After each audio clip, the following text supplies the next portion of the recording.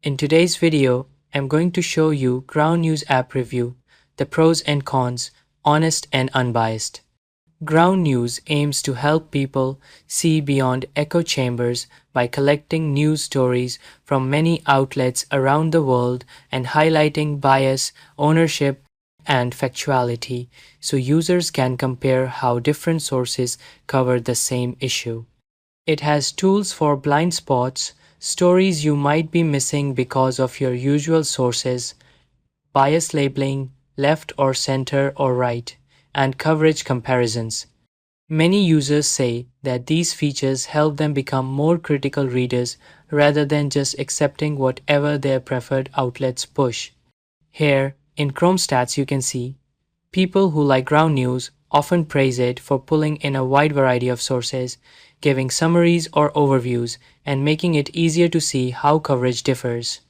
The app is also commended for its value in helping folks who are concerned about misinformation or media bias, those who want to understand not just what happened, but how different media talk about it.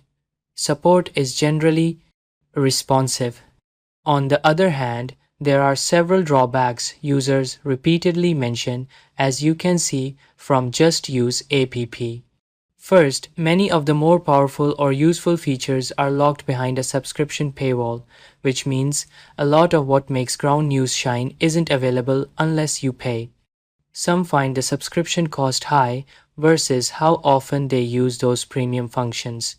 Second, the user interface and experience have mixed reviews. People say certain parts are unintuitive, that navigation can be clunky, widgets don't always work well, or sharing links is made harder. Third, the bias detection or rating system gets criticism. Some users feel that bias labels are misapplied or oversimplified, or that smaller outlets that mirror major ones get disproportionate weight. Overall, Ground News feels legit. It's not a scam. Yay! That's it. Thank you for watching this video.